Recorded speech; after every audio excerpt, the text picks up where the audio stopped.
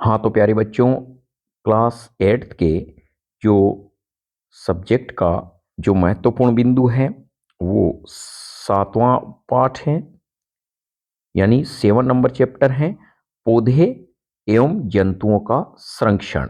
तो ध्यान रखें, हमारा ये महत्वपूर्ण पाठ 1% एनएनएमएस में कन्फर्म आएगा।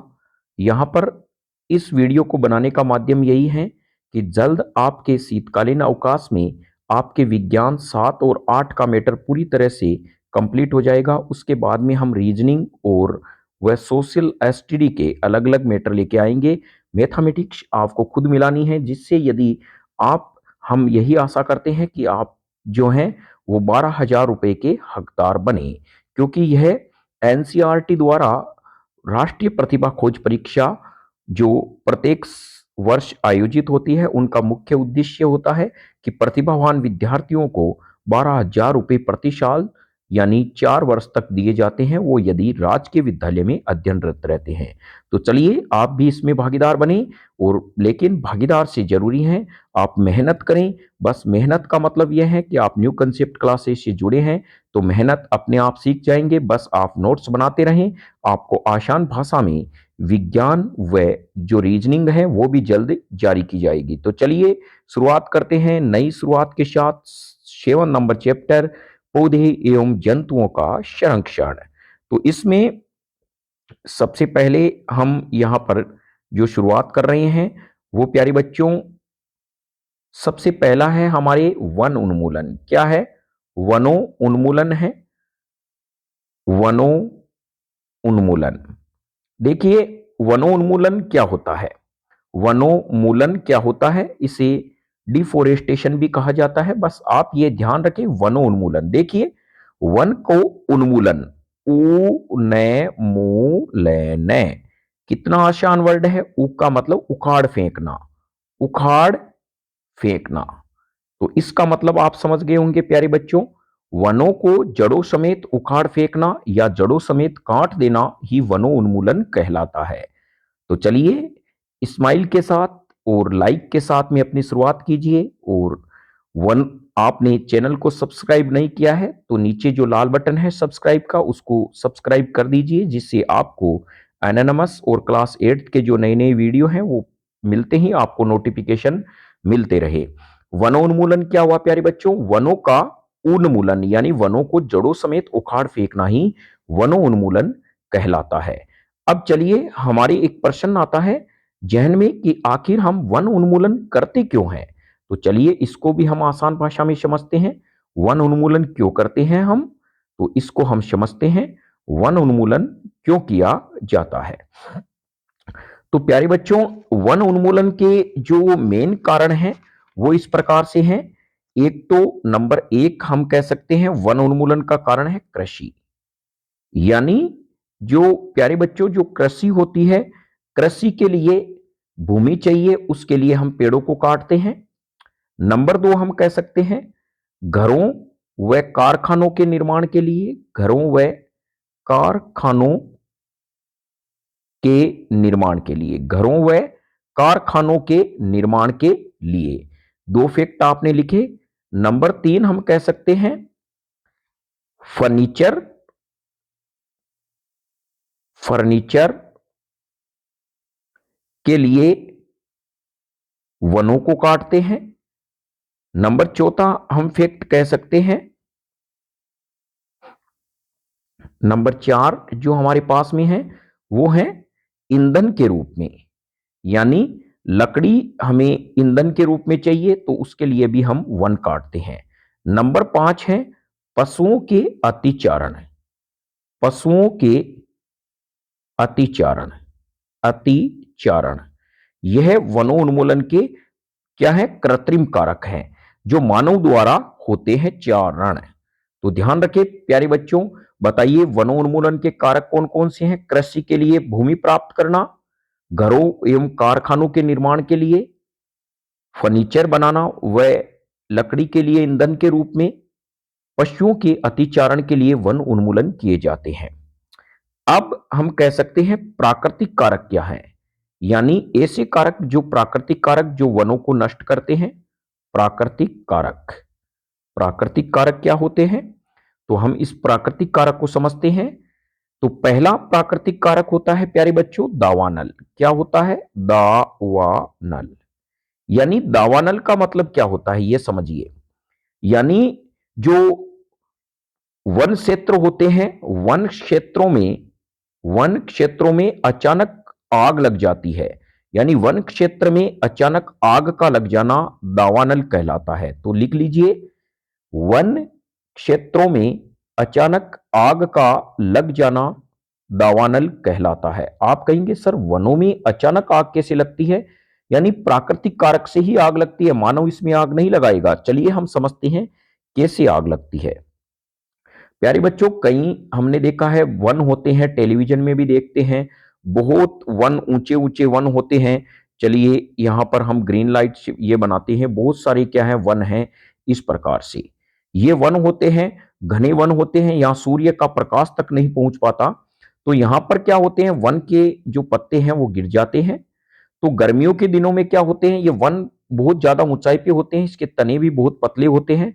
जब आंधियां चलती है तो ये वन के ऊपर वाले सिरे आपस में टकराते हैं, और टकराने से चिंगारियां उछलती है, ये चिंगारियां नीचे पड़ जाती है और ये सूखे पत्तों में आग लग जाती है। इसलिए हम कह सकते हैं विश्व में सबसे ज्यादा यदि वनों में आग लगती है, तो वो ध्यान रखें, आप इसको नोट डाउन भी कर ले। विश्व में वनों में सबसे ज्यादा आग, प्राकृतिक आग जो लगती है विश्व में, वो है ऑस्ट्रेलिया में। ऑस्ट्रेलिया ऐसा देश है जहां पर सबसे ज्यादा आग वनों में लगती है, वन क्षेत्रों में लगती है अपने आप। एक हम कह सकते हैं प्राकृतिक कारण है भीषण सूखा। तो यह प्यारे बच्चों, यह वन उन्मूलन के क्या हैं, कारक हैं। अब हम कहें कि वन उन्मूलन के क्या प्रभाव पड़ते हैं, तो चलिए आप नई हेडिंग डालिए, वन उन्मूलन के प्रभाव। चलिए हम इसको समझने का प्रयास करते हैं, वन उन्मूलन के क्या प्रभाव हैं। नंबर एक है प्यारे बच्चों, जो हमारे पास में हम कहें कि ऑक्सीजन एवं CO2 के अनुपात, यानी का अनुपात असंतुलन। यानी क्या होता है कि जब वनों को काट देते हैं, हमने देखा है ना कि प्रकाश संश्लेषण में पौधे की पत्तियां क्या करती है प्यारे बच्चों, वायुमंडल से CO2 को लेती है। जब वन नहीं रहेंगे और ये क्या करते हैं, प्रकाश संश्लेषण में पादप CO2 को ग्रहण करते हैं और ऑक्सीजन को बाहर निकालते हैं। इस ऑक्सीजन को हम श्वसन के द्वारा ग्रहण करते हैं, और श्वसन के द्वारा हम जो CO2 छोड़ते हैं, और जो पर्यावरण प्रदूषण से भी CO2 निकलती है, उनकी पौधों की पत्तियां ग्रहण कर लेती है। तो एक्चुअल में जब वन कट जाएंगे तो इस CO2 को ये ग्रहण नहीं कर पाएंगे, जिससे ऑक्सीजन का रिलीज नहीं होगा, ऑक्सीजन बाहर नहीं निकलेगी। तो ऑक्सीजन व CO2 का अनुपात क्या हो जाएगा, असंतुलन। पहला पॉइंट लिख ले, वन उन्मूलन के प्रभाव। यह प्रभाव है, प्रभाव का मतलब होता है पर्यावरण पर नकारात्मक प्रभाव, ऑक्सीजन व CO2 के अनुपात का असंतुलन। यह आपने पॉइंट लिख लिया होगा।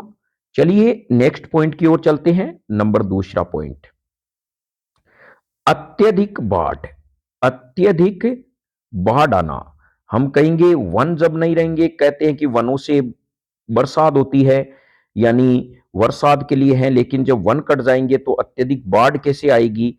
तो प्यारे बच्चों, बाढ़ इसलिए आती है अत्यधिक बाढ़ कि वन क्या करते हैं, वनों की जो जड़ें होती है वो भूमि के अंदर क्या करती है, समावेशित रहती है। वो जल को, जैसे वर्षा हो गई तो ये पौधे इस जल को अवशोषित कर लेते हैं, लेकिन जब और जल जब बहता है तो ये इसमें बाधा उत्पन्न करते हैं, आगे नहीं जाने देते। जब वन नहीं रहेंगे तो यह पानी है वो बहने में इसकी रफ्तार तेज होगी, अर्थात बाढ़ आएगी। आप अक्सर घरों में देखते होंगे प्यारे बच्चों, जहां पर दोब उगी हुई होती है वहां पर पानी धीमी गति से बहता है, और जहां समतल जमीन होती है, जैसे आपने रोड देखी है, वहां पर पानी रफ्तार से बहता है।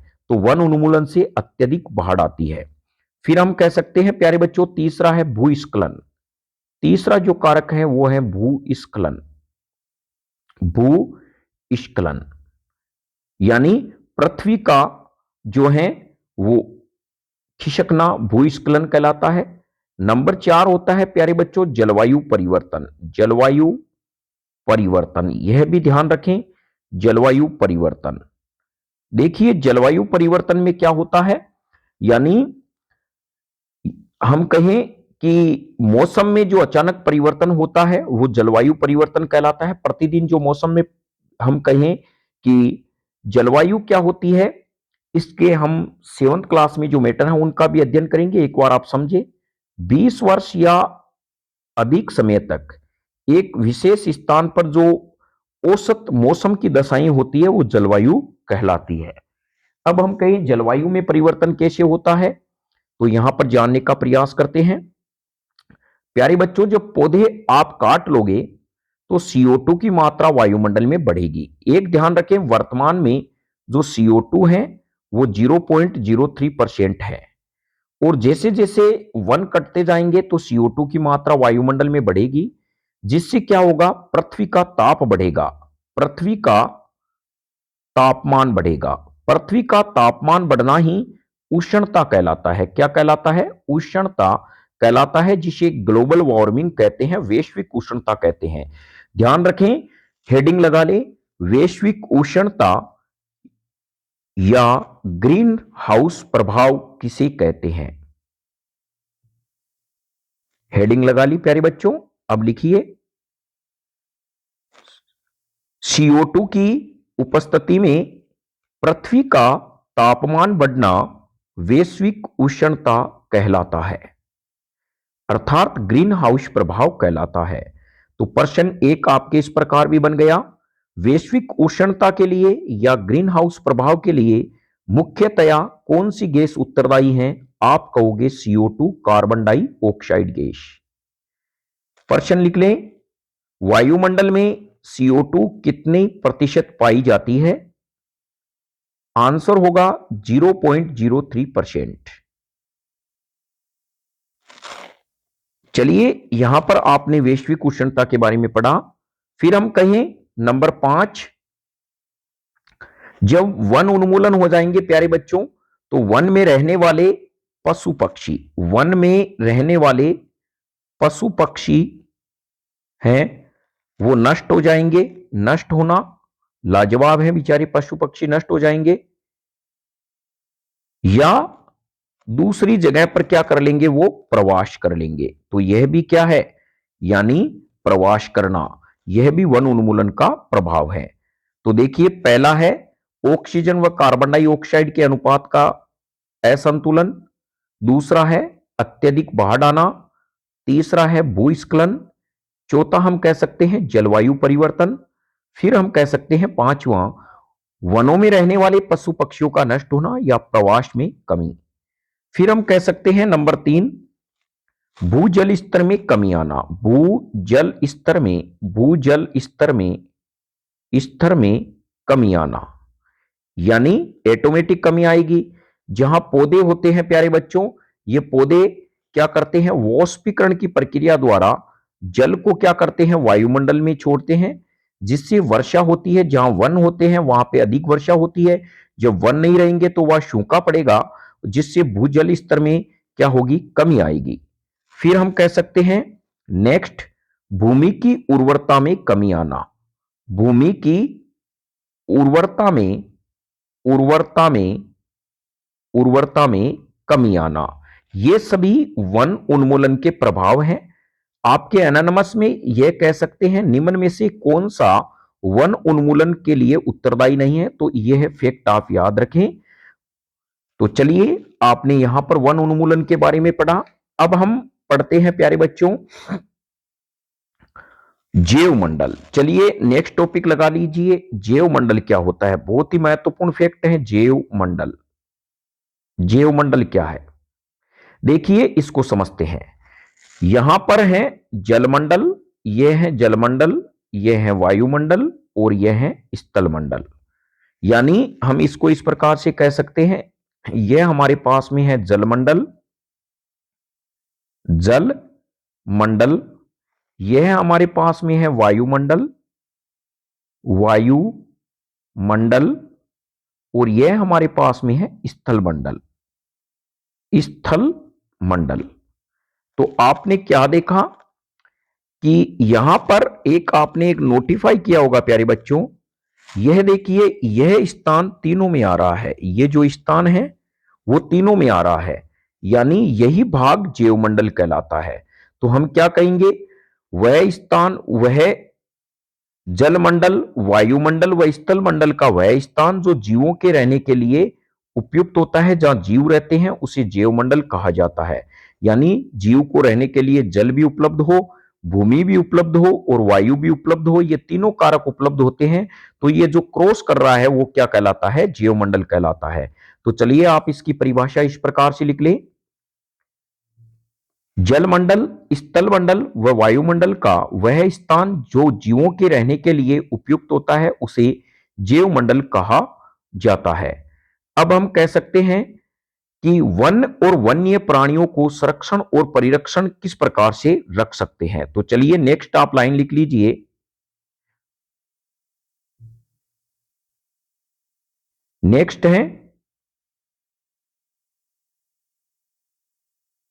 वन व वन्य प्राणी को, वन्य प्राणी को संरक्षित, संरक्षण यानी जगह उपलब्ध कराना, सुरक्षित स्थान, व परिरक्षण, परिरक्षण वातावरण की परिस्थिति से बचाना किस प्रकार से रख सकते हैं। यह हेडिंग है, वन व वन्य प्राणियों को संरक्षण व परिरक्षण किस प्रकार से रख सकते हैं। तो इसमें आप लिखें, वन व वन्य प्राणियों को संरक्षण व परिरक्षण हेतु वन्य प्राणी अभ्यारण्य, वन्य प्राणी अभ्यारण्य,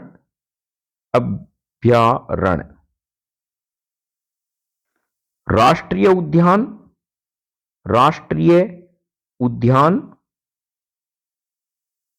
व जैव मंडल आरक्षित क्षेत्र बनाए जाते हैं, आरक्षित क्षेत्र बनाए जाते हैं। तो ध्यान रखें, वन्य प्राणी अभ्यारण्य में और राष्ट्रीय उद्यान व जैवमंडल आरक्षित क्षेत्र के द्वारा वन्य जीव जंतुओं को सुरक्षित रखा जाता है। अब चलिए हम इनके बाद में एक एक डिस्कस करेंगे। उससे पहले एक आप और समझे, वनस्पति जात क्या होती है। वनस्पति जात, चलिए इसको समझने का प्रयास करते हैं। वनस्पति जात प्यारे बच्चों, इसको हम कह सकते हैं किसी क्षेत्र में पाए जाने वाले, आप नोट डाउन करें, वनस्पति जात किसी क्षेत्र में पाए जाने वाले सभी पौधे अर्थात वनस्पति को वनस्पति जात कहते हैं।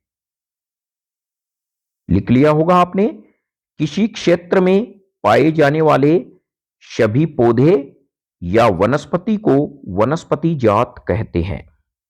फिर हम लिखते हैं प्राणी जात, इस वही परिभाषा होगी, किसी क्षेत्र में पाए जाने वाले सभी जंतुओं को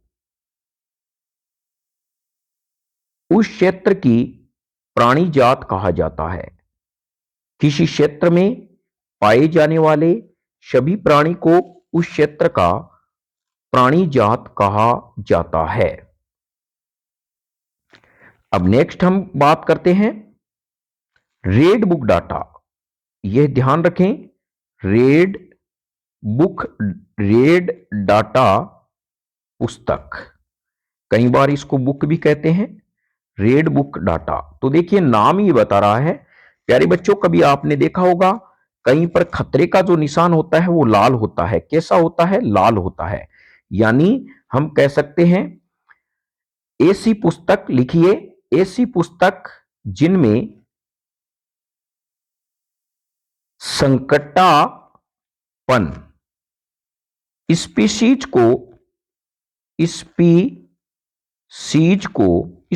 का मतलब होता है जाति, यानी जाति को रखा जाता है।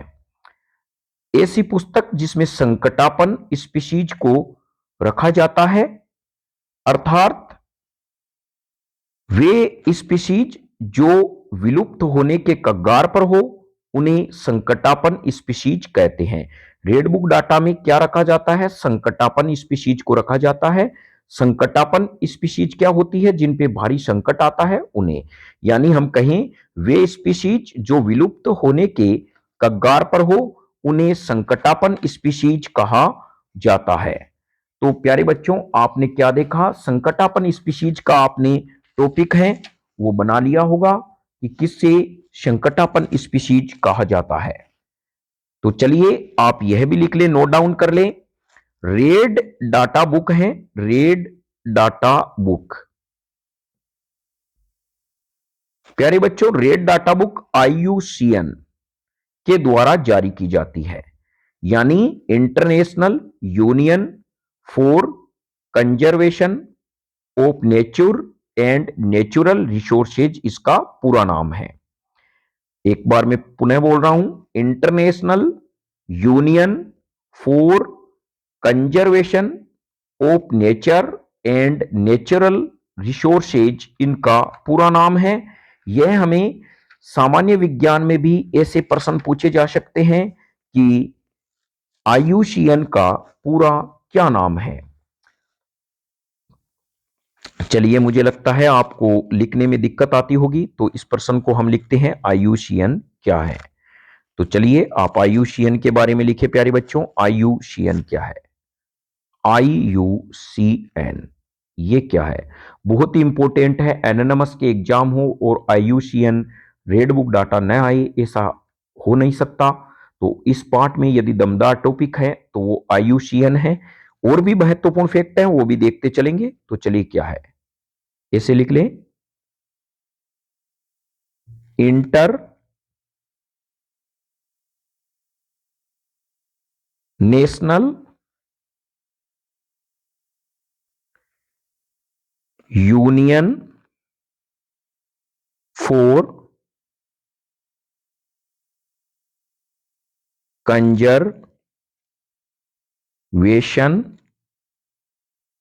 Conservation of nation and natural resources,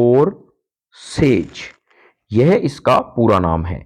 international union for conservation of nation and national resources IUCN। यह क्या करता है? रेड बुक डाटा जारी करता है। रेड बुक डाटा में संकटपन जंतुओं को सम्मिलित किया जाता है, वे जंतु जो विलुप्त होने के कगार पर हो। तो चलिए अब हम देखते हैं कौन से प्यारे बच्चों संकटग्रस्त जंतु की सूची में आते हैं। तो संकटग्रस्त जंतुओं की सूची में कौन कौन से आते हैं हम कह सकते हैं। तो हेडिंग लगा लीजिए, संकटापन जंतु। संकटापन जंतु में कौन कौन से आते हैं?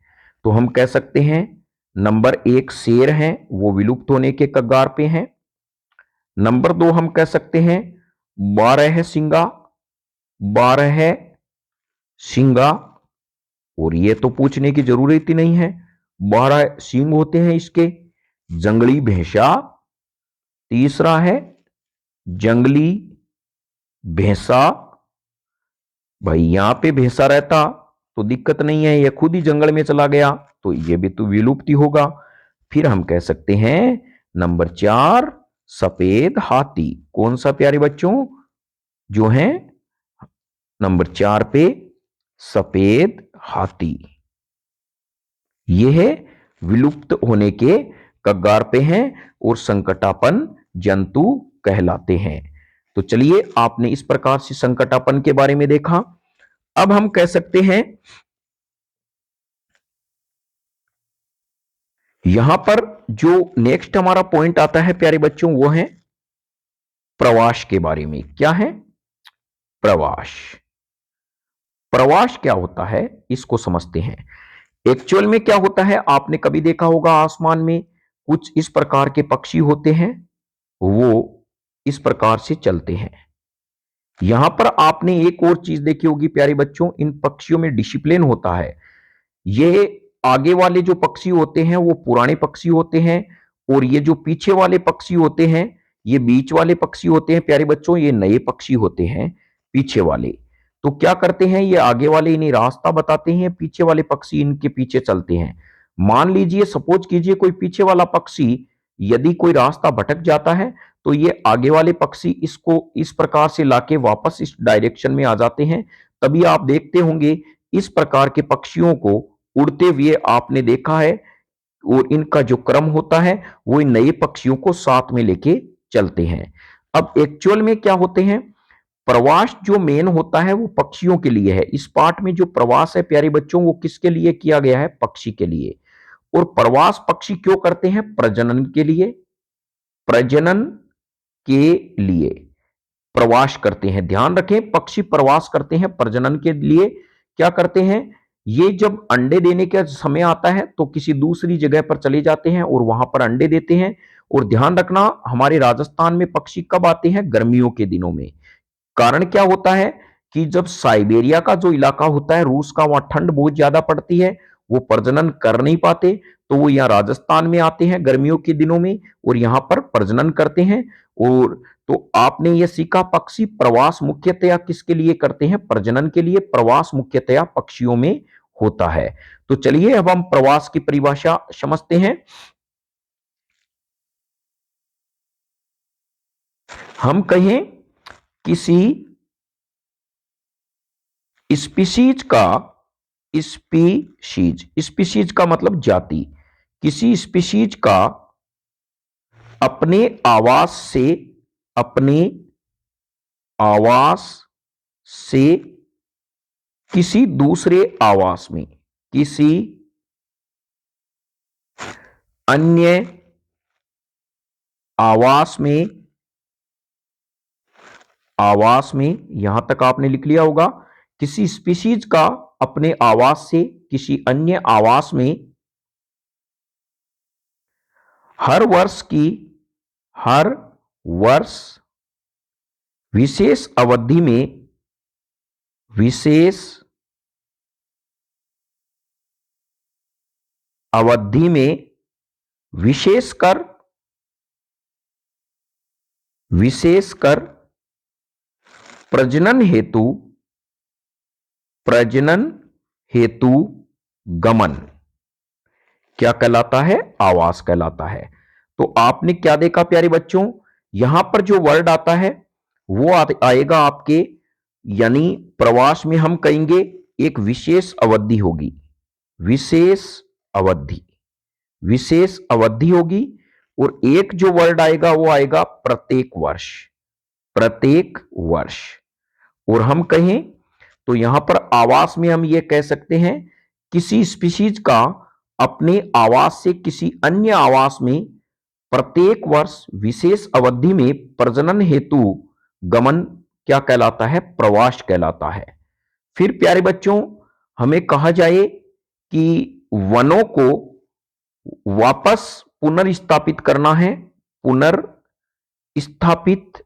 करना है, स्थापित करना है।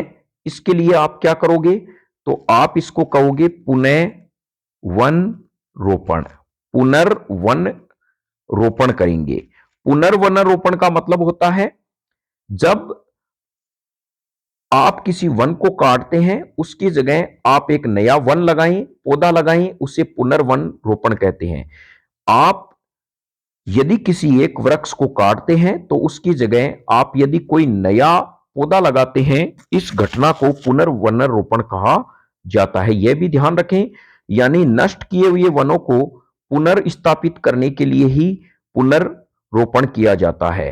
और हम वनों को, उन्मूलन को पुनर्वन रोपण प्रक्रिया द्वारा बचा सकते हैं। अब हम जो नेक्स्ट, जो हमारा जो मेन फैक्ट है उसमें हम चलते हैं। तो चलिए,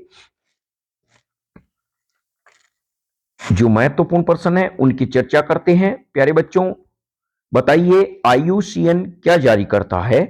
प्रश्न है आपके सामने, आईयूसीएन क्या जारी करता है, रेड बुक डाटा। इसका पूरा नाम आप ध्यान रखें, फिर आपको कहें कि दावानल क्या है? दावानल, दावानल प्यारे बच्चों क्या है? वनों में लगने वाली प्राकृतिक आग को दावानल कहा जाता है। फिर आपको कहे प्रवास क्या है? प्रवास की अभी मैंने परिभाषा बताई, कोई स्पीशीज एक स्थान से दूसरे स्थान पर प्रत्येक वर्ष एक विशेष समय में एक स्थान से दूसरे स्थान पर जो जाते हैं उन्हें प्रवास कहते हैं। पक्षी अधिकांश प्रवास किसके लिए करते हैं? प्रजनन के लिए करते हैं। तो चलिए प्यारे बच्चों, अब हम जो नेक्स्ट टॉपिक लेके आते हैं वो है जैव विविधता। जैव विविधता, जैव विविधता। तो ध्यान रखें, देखिए जैव विविधता नाम बता रहा है जीवों की विविधता। विविधता का मतलब अलग अलग प्रकार। तो इसकी भी आप परिभाषा लिख लें, जैव विविधता क्या होती है। लिखें, जैव विविधता क्या है? किसी क्षेत्र विशेष में पाए जाने वाले सभी पौधे, जंतुओं और सूक्ष्म जीवों की विभिन्न प्रजातियां। तो आपने जैव विविधता इस प्रकार से लिखना है प्यारे बच्चों, किसी क्षेत्र विशेष में, क्षेत्र विशेष में पाए जाने वाले, पाए जाने वाले सभी पौधे, सभी पौधे, जंतुओं व सूक्ष्म जीवों, वह सूक्ष्म जीवों की विभिन्न प्रजातियां की, यहां तक आपने नोट कर लिया होगा।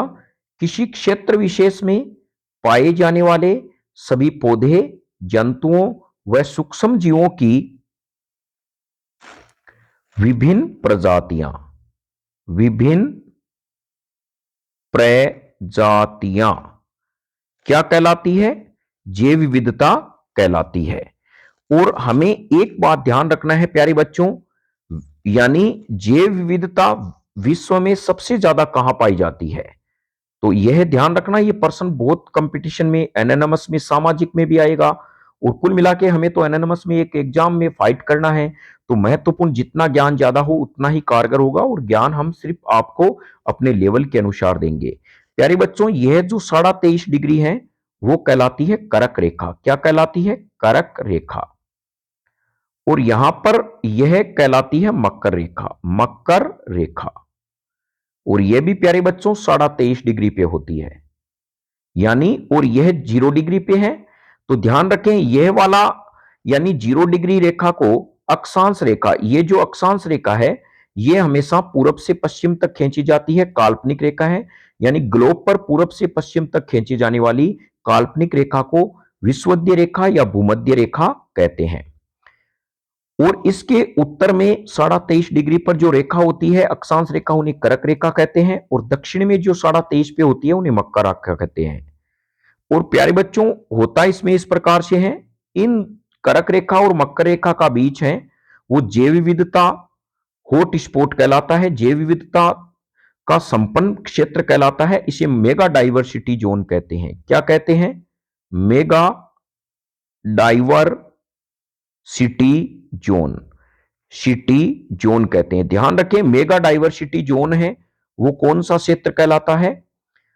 करक रेखा और मकर रेखा के बीच वाला भाग है वो मेगा डाइवर्सिटी जोन कहलाता है। विश्व में सबसे ज्यादा जैव विविधता यहीं पे पाई जाती है। और फिर इसमें एक प्रश्न इस प्रकार से भी आपके बन सकता है कि हॉट स्पॉट क्या है? हॉट स्पॉट, प्यारे बच्चों, हॉट स्पॉट वो जगह होती है जहां पर वह विशेष स्थान जहां पर विशेष प्रकार की प्रजाति पाई जाती है। इस यानी सबसे ज्यादा जैव विविधता उस स्थान पे पाई जाती है। वह विशेष स्थान जहां पर सबसे ज्यादा जैव विविधता पाई जाती है वो हॉट स्पॉट कहलाते हैं। ध्यान रखें, भारत में 2 ही हॉट स्पॉट हैं। यहां पर यदि 2 भारत में हॉट स्पॉट की बात करें तो एक हिमालय क्षेत्र है और एक पूर्वी घाट है। हिमालय और पूर्वी घाट है, वहां पर विश्व यानी भारत में दो हॉट स्पॉट पाए जाते हैं, एक तो हिमालय क्षेत्र है, एक पूर्वी घाट है। तो अब आपने यहां पर जैव विविधता के बारे में पढ़ लिया, वन उन्मूलन कारक के बारे में पढ़ लिया, वन उन्मूलन क्या होता है, प्रवास के बारे में प्यारे बच्चों हमने पढ़ा। अब हम पढ़ते हैं जो एक महत्वपूर्ण जो लाइन है वो है कि मरुस्थलीकरण क्या है। चलिए हेडिंग डाल लीजिए प्यारे बच्चों, मरुस्थलीकरण किसे कहते हैं। मरुस्थलीकरण, मरुस्थलीकरण, मरुस्थलीकरण क्या है, एकदम सरल है भाई। हम कहीं जैसलमेर बाड़मेर में क्या है, रेत ही रेत है, तो हम कहीं जो उर्वरक भूमि होती है उसका मरुस्थल में बदलना मरुस्थलीकरण कहलाता है। तो यहां पर हम कहेंगे यानी जो उपजाऊ भूमि होती है उसका मरुस्थल में बदलना मरुस्थलीकरण कहलाता है। करण का मतलब होता है प्राप्त होना, मरुस्थल का बनना। तो चलिए आप लिखिए मरुस्थलीकरण किसे कहते हैं। तो यहां पर हम कह सकते हैं उर्वर भूमि का, उर्वर भूमि का, भूमि का मरुस्थल में, मरुस्थल में बदलना, बदलना मरुस्थलीकरण कहलाता है। बहुत ही महत्वपूर्ण फैक्ट है, वन उन्मूलन का प्रभाव है मरुस्थलीकरण। उर्वर भूमि का मरुस्थल में बदलना मरुस्थलीकरण कहलाता है। और यहां पर हम कहें कि मरुस्थलीकरण के क्या कारण क्या होता है प्यारे बच्चों, जो यानी मरुस्थलीकरण में होता क्या है, भूमि की ऊपरी परत नष्ट हो जाती है और जिससे इसमें ह्यूमस है, ह्यूमस, ह्यूमस किसे कहते हैं, मिट्टी में मिले हुए सड़े गले पदार्थ को ह्यूमस कहते हैं। तो मृदा की ऊपरी परत हट जाने से इसमें ह्यूमस या उर्वरता नष्ट हो जाती है। तो आपने समझा मरुस्थलीकरण क्या है आसान भाषा में। तो चलिए अब हम कहते हैं अभ्यारण्य क्या होते हैं। तो चलिए हम अभ्यारण्य के बारे में डिस्कस करते हैं।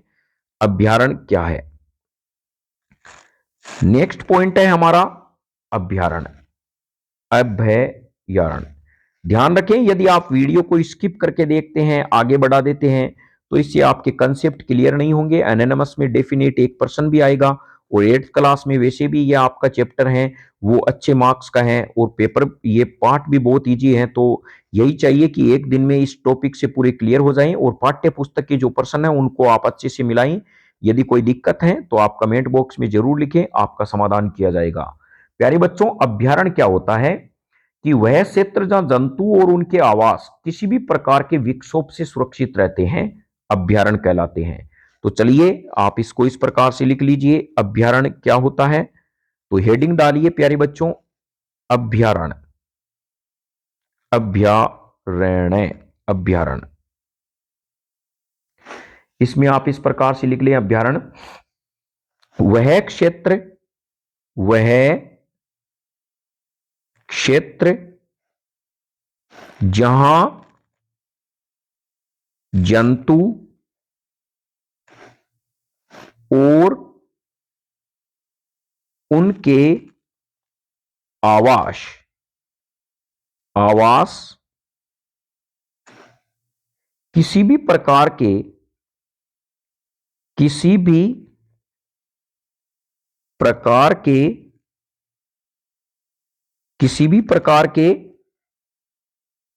यानी वह क्षेत्र जहां जंतु और उनके आवास किसी भी प्रकार के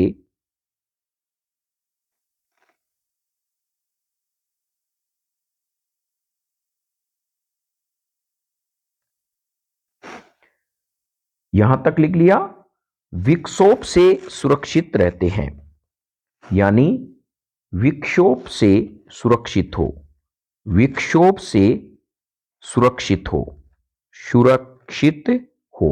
विक्षोभ का मतलब होता है प्राकृतिक घटनाएं या कृत्रिम जो मानव द्वारा घटनाएं होती है जिसमें जीव जंतु अपने आप को बचा लेते हैं, ऐसे स्थान को अभ्यारण्य कहा जाता है। तो चलिए आपने अभ्यारण्य की परिभाषा देख ली कि किस प्रकार से है। अब आप नेक्स्ट प्यारे बच्चों लगाइए, राष्ट्रीय उद्यान क्या होते हैं। नेक्स्ट पॉइंट है राष्ट्रीय उद्यान, राष्ट्रीय उद्यान क्या होते हैं। तो प्यारे बच्चों, राष्ट्रीय उद्यान क्या है? वन्य जंतुओं के लिए आरक्षित क्षेत्र जहां वे स्वतंत्र रूप से आवास और प्राकृतिक संसाधनों का उपयोग कर सके, राष्ट्रीय उद्यान कहलाते हैं। तो हम कह सकते हैं वन्य जंतुओं के लिए आरक्षित क्षेत्र, आरक्षित क्षेत्र जहां वे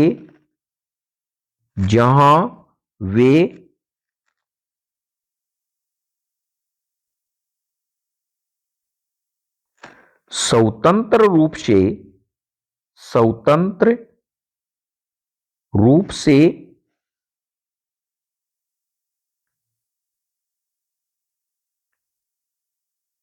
आवास और प्राकृतिक संसाधनों का उपयोग कर सकते हैं। स्वतंत्र रूप से आवास व प्राकृतिक संसाधनों का उपयोग कर सकते हैं, क्या कहलाते हैं? राष्ट्रीय उद्यान कहलाते हैं। अब यहां पर जो नेक्स्ट हमारा प्रश्न है प्यारे बच्चों, वो है पंचमढ़ी जैवमंडल आरक्षित क्षेत्र में। नेक्स्ट प्रश्न लिखें, बहुत ही महत्वपूर्ण है।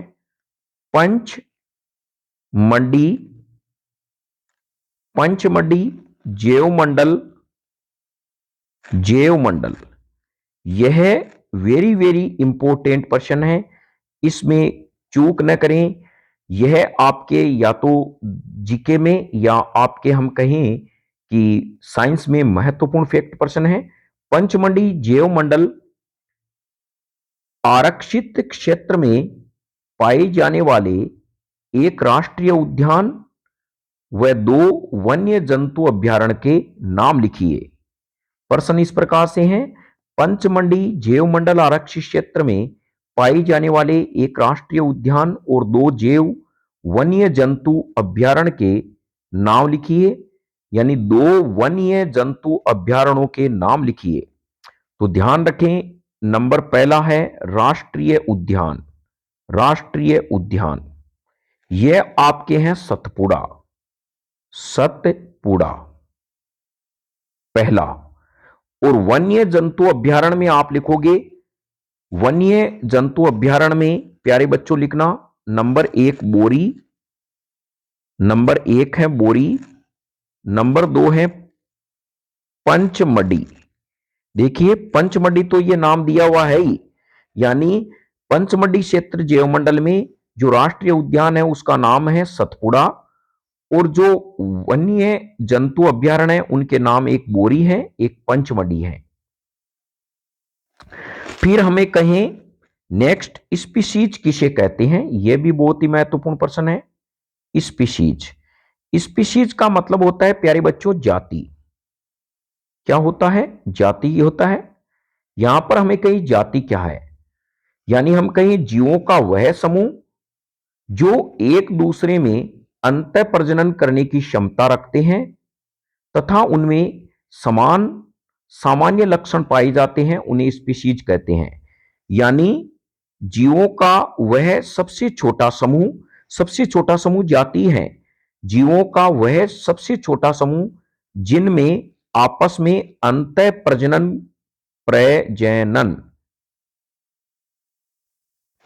परिभाषा लिख लें, जीवों का वह सबसे छोटा समूह जो आपस में अंतः प्रजनन कर सकते हैं तथा इनमें सामान्य लक्षण पाए जाते हैं, स्पीशीज या जाति कहते हैं। अब प्यारे बच्चों नेक्स्ट हमारे पास में है प्रश्न इस प्रकार से कि भारतीय वन संरक्षण अधिनियम का क्या उद्देश्य है। नेक्स्ट प्रश्न है भारतीय वन संरक्षण अधिनियम का क्या उद्देश्य है। संरक्षण अधिनियम का क्या उद्देश्य है, तो वही है यानी प्राकृतिक वनों का परिरक्षण और संरक्षण करना। तो लिख लीजिए, प्रश्न लिख लीजिए, महत्वपूर्ण है भारतीय वन संरक्षण अधिनियम जो कानून बना उसका क्या उद्देश्य है? तो इसका आंसर इस प्रकार से होगा, प्राकृतिक वनों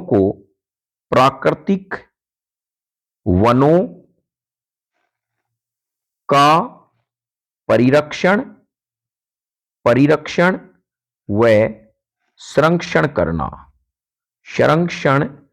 करना। यह प्यारे बच्चों किसका उद्देश्य है? भारतीय वन जो संरक्षण अधिनियम है उसका उद्देश्य है। फिर प्यारे बच्चों एक प्रश्न हमारे पास में आता है, कागज पुनर्चक्रण। यह भी कंपटीशन में एनोनिमस में आया हुआ है, हेडिंग लगा ले, कागज पुनः चक्रण। कागज पुनर्चक्रण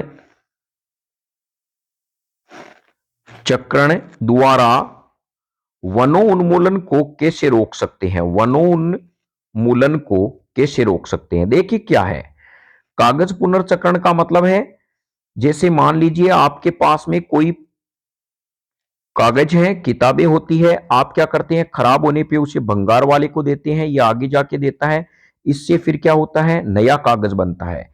एक ही जब किसी कागज को मशीन से गुजारकर कोई दूसरा कागज या कागज के उत्पाद बनाए जाते हैं, उन्हें कागज पुनर्चक्रण कहा जाता है। ध्यान रखिए, पुनर्चक्रण में हमेशा ऊर्जा खर्च होती है। इसमें किसी मशीन की सहायता से कोई नया, उसी पदार्थ का कोई नया रूप दिया जाता है। तो हम कहेंगे कागज को किसी मशीन की सहायता से दूसरा कोई कागज का नया उत्पाद बनाते हैं, उसे हम कागज का पुनर्चक्रण कहते हैं। इसमें ऊर्जा खर्च होती है। अब हमें कहे कि भाई ये कागज पुनर्चक्रण यदि हम कर लेते हैं तो वनों को कैसे बचाया जा सकता है? तो प्यारे बच्चों यहां ध्यान रखना, एक टन यदि मुझे कागज चाहिए, इसके लिए हम 17 वनों को काटते हैं। कितने वनों को काटते हैं? 17 वनों को काटते हैं। तो यदि हम कागज के पुनर्चक्रण कर लें तो हम क्या कर सकते हैं, वनों को, उन्मूलन को बचा सकते हैं। तो यहां पर आपने सीखा कि किस प्रकार से हम वन उन्मूलन को बचा सकते हैं। तो अब प्यारे बच्चों आपके सामने प्रश्न इस प्रकार से हैं, वनस्पति प्रश्न है, चलिए आप इसका उत्तर बताइए। वनस्पति जात किसे कहते हैं? वनस्पति जात किसे कहते हैं? आपके पास 3 सेकंड का समय है, बताइए वनस्पति जात किसे कहते हैं? कमेंट में लिखें और अपनी नोटबुक में भी लिखें। ऐसे नहीं है कि हमारे सर हमें नहीं देख रहे हैं। आपको प्यारे बच्चों, आप जो मेहनत कर रहे हैं उसका अटूट तोड़ होना चाहिए कि आप न्यू कंसेप्ट क्लासेज पे विश्वास कर रहे हैं, तो आपका एनोनिमस का पेपर और 10th का पेपर भी अच्छे से हो। तो चलिए, वनस्पति जात एक विशेष यानी एक क्षेत्र में पाई जाने वाली सभी वनस्पति को, एक विशेष क्षेत्र में पाई जाने वाली सभी वनस्पति या पौधों को वनस्पति जात कहते हैं। तो मुझे उम्मीद है आपके ये वनस्पति जात वाला मैटर क्लियर समझ में आ गया होगा। तो अब यहां पर हम डिस्कस करते हैं नेक्स्ट जो हमारा पॉइंट है वो यह है कि पंचमढ़ी जैव मंडल आरक्षित क्षेत्र में कौन से वृक्ष पाए जाते हैं विशेषतया? प्रश्न इस प्रकार से है, जो पंचमढ़ी आरक्षित क्षेत्र है प्यारे बच्चों, आरक्षित क्षेत्र, यहां विशेषतः कौन से वन पाए जाते हैं? तो ध्यान रखें, आरक्षित वन एक तो साल है, वह एक जंगली आम का पेड़ है। क्या है? जंगली आम का पेड़। यह पौधे पंचमढ़ी आरक्षित क्षेत्र में पाए जाते हैं। या राष्ट्रीय उद्यान का नाम मैंने बताया था सतपुड़ा है। अब जो और वन्य अभ्यारण्य है, एक बेरी है, बोरी है, एक पंचमढ़ी है। और यदि आपको कहें यहां पर कौन सा जीव विशेषतः पाया जाता है, तो विशालकाय गिलहरी यहां पाई जाती है। यह भी ध्यान रखें, यहां पर यदि जीव के बारे में बात करें तो विशालकाय गिलहरी पाई जाती है, गिलहरी पाई जाती है, यानी गिलहरी गिलगोत्री यहां पे पाई जाती है, गिलगोत्री यहां पे पाई जाती है। तो अब मुझे आप बताइए, बाघ परियोजना क्यों चलाई जाती है? प्यारे बच्चों प्रश्न यदि हमें आ जाए ये तो बाघ परियोजना क्यों चलाई जाती है, यहां पर हम कहें बाघ परियोजना, तो प्यारे बच्चों ध्यान रखें बाघों को बचाने के लिए बाघ परियोजना ये चलाई जाती है। और बाघ हैं वो भी क्या है, धीरे धीरे विलुप्त होने के कगार पर हैं, जिन्हें बचाना हमारा परम कर्तव्य है। तो चलिए प्यारे बच्चों अब आप बताइए विलुप्त प्रजाति का नाम बताइए, ऐसी प्रजाति का नाम बताइए जो विलुप्त हो चुकी है। तो चलिए आप अपने माइंड लगाकर यह बताइए कि ऐसी कौन सी प्रजाति है जो विलुप्त हो चुकी है। तो यहां पर आपने एक नाम सुना होगा प्यारे बच्चों, डायनासोर। इसीलिए मैंने टाइम लगाया क्योंकि यह वर्ड आपने बहुत बार सुना है कि डायनासोर ऐसे जीव हैं जो पूरी तरह से क्या हो चुके हैं, नष्ट हो चुके हैं।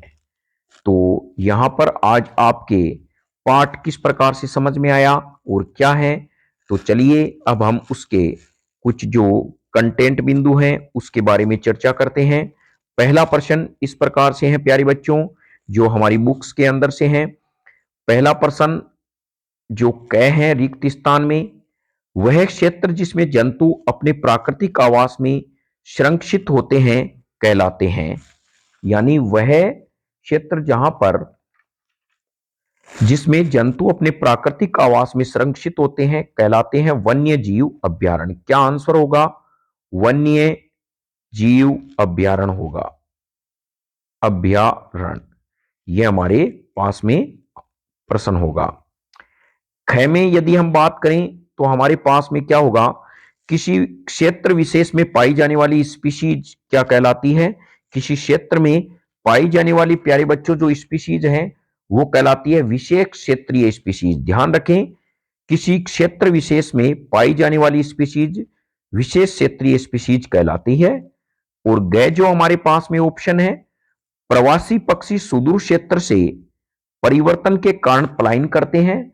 तो हम कहेंगे जलवायु में जब परिवर्तन होता है तो परिवर्तन करते हैं, पलायन करते हैं। मैंने बताया ना सर्दी के समय में ये गर्मियों में राजस्थान में आते हैं साइबेरिया से। तो प्रवासी पक्षी सुदूर क्षेत्र से जलवायु परिवर्तन के कारण पलायन करते हैं। और क्यों करते हैं कहे तो प्रजनन के लिए।